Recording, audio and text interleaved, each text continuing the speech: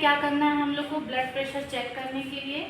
Patient को, जो भी पेशेंट का चेक करना है, पहले उसको काम डाउन करना है, बैठाना है, थोड़ा सा 5 मिनट 10 मिनट वो बैठ जाएगी। अगर पानी है तो पानी भी दे देना है पीने के लिए, ताकि वो रिलैक्स हो जाए, है ना, बॉडी रिलैक्स हो जाए। और तब हम बीपी चेक करेंगे तो वो एक्यूरेट रिजल्ट आएगा।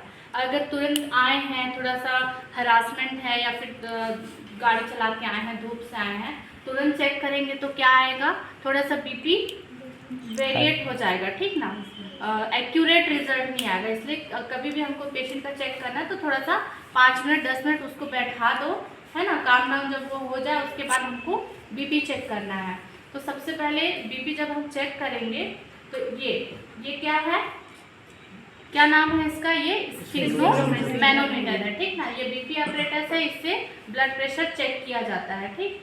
ये कफ है, कफ का ये जो स्मॉल वाला पार्ट होता है, ठीक, और इधर ये थोड़ा बड़ा होता है, इससे लंबा होता है। तो ये जो छोटा वाला होता है ये पेशेंट के हाथ की ये अंदर साइड रहेगा और ये बाहर साइड रहेगा, ठीक ना। और ये जो ब्लैक वाला पोर्शन है जो चिपकाने के लिए यूज होता है, उसको ऊपर रखना है।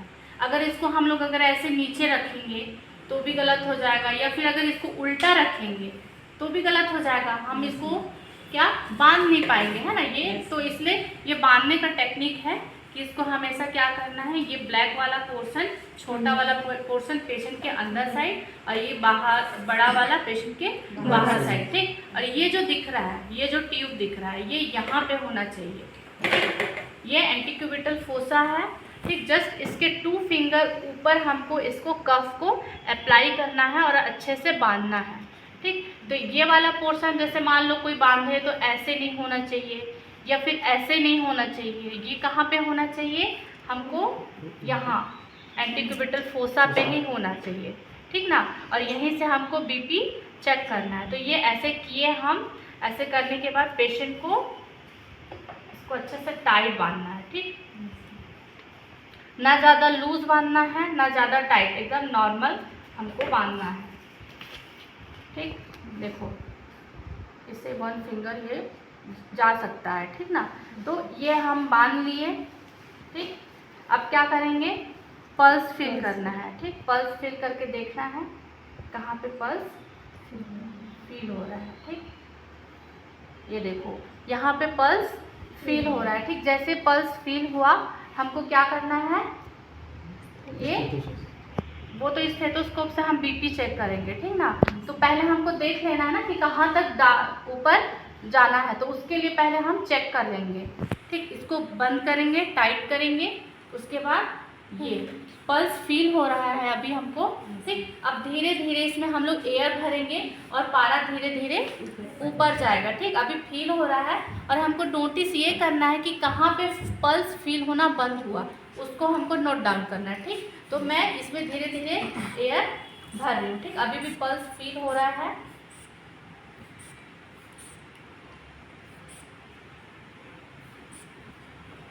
ठीक। अब पल्स फील होना बंद हो गया, 120 में पल्स फील होना बंद हो गया। ये जो यहाँ पे मैं जो फिंगर से पल्स फील कर रही थी अभी नहीं हो रहा। अभी आप पल्स फील करके देखो, यहाँ पे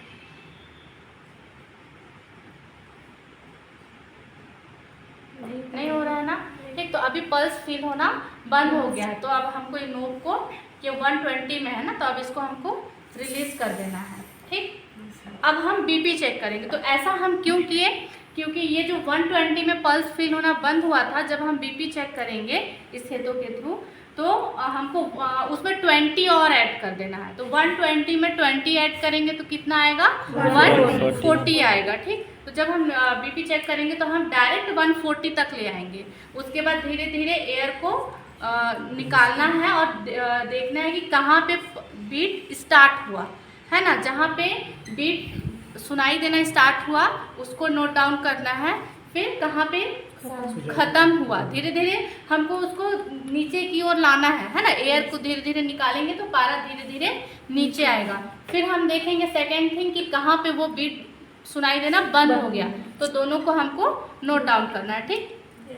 तो ये मैं अब आला जैसे लगाओगे तो ये वाला जो टिप होता है इसको हमेशा क्लीन करना, जैसे कि स्वाप से, स्प्रे स्वाप होता है, इससे क्लीन करना। क्यों, क्यों क्लीन करना चाहिए? क्योंकि इन्फेक्शन ना हो, है ना। क्योंकि अभी कितने सारे लोग अगर चेक करेंगे, सब अपने अपने ईयरबड में लगाएंगे, है ना, तो क्या होगा, इन्फेक्शन हो सकता है। तो इसको हमेशा क्लीन कर लेना है ना। स्वाब से हम ऐसे किए, अब चेक करना है कि ये स्टेथोस्कोप है वो वर्किंग में है कि नहीं। तो इसके लिए ऐसे हमको फिंगर से करके देखना है, तो कानों में आवाज़ आएगा। और अगर ये मान लो ऐसे घूम जा रहेगा तो अभी साउंड नहीं आ रहा है, ठीक। कभी कभी मान लो घूम जा रहता है, तो हमको चेक हमेशा कर लेना है, ठीक। तो अभी ये देखो साउंड आ रहा है मेरे को, समझ में आया। तो अब क्या करेंगे, यहाँ पे इसको थोड़ा सा अंदर की ओर ऐसे करके ऐसे हम रख लिए हैं, ठीक।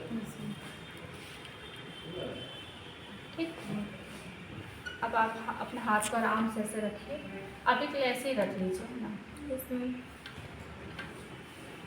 इसको हमेशा ये ध्यान देना है, ये वाला जो 2 ट्यूब है, तो ये क्या नहीं होना चाहिए, क्रॉस नहीं होना चाहिए। दिख रहा है ऐसे ऐसे मुड़ जाता है ना, तो ऐसे नहीं होना चाहिए। इसको हमेशा सुलझा लेना है और ऐसे होना चाहिए, ओवरलैपिंग नहीं होना चाहिए। समझ में आया, ठीक। अब क्या होगा, इसको अब हम चेक करेंगे। यहाँ पे हल्का सा हाथ ऐसे रख लेना है, ठीक।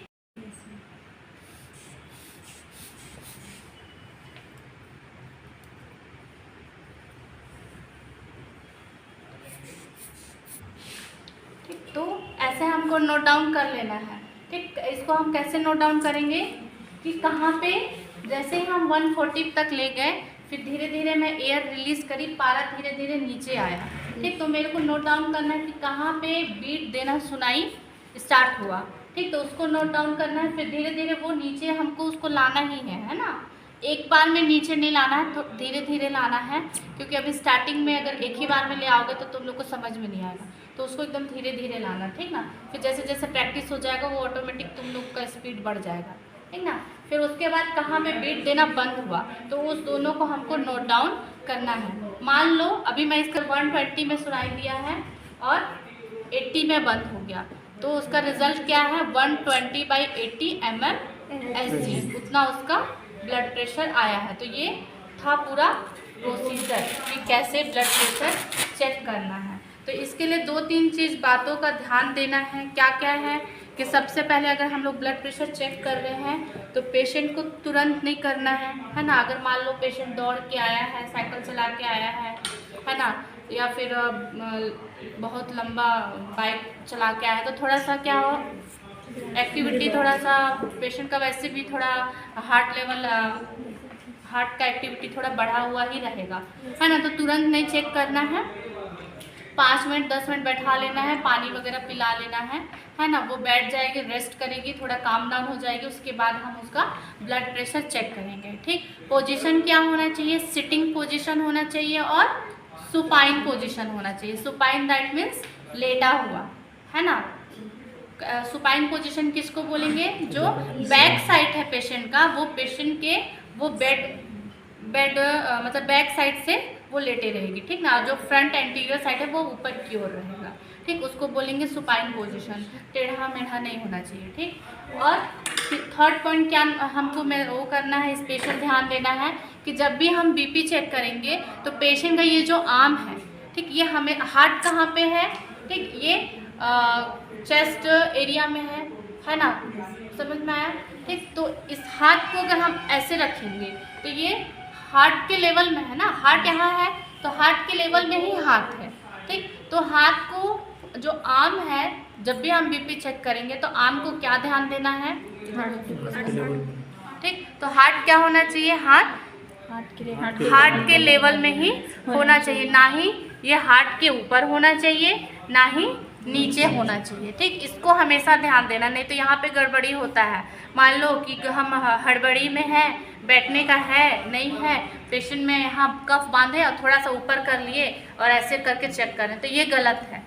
समझ में आया, हमेशा कुर्सी में बैठा लेना है। अगर लेट के कर रहे हो तो और अच्छा है, ठीक ना। अगर पेशेंट लेटा हुआ है तो और वेल एंड गुड, और अगर नहीं है, अवेलेबल नहीं है, सिटिंग पोजीशन में भी क्या करना है, ये आर्म इस टाइप से होना है, ठीक। आराम से जैसे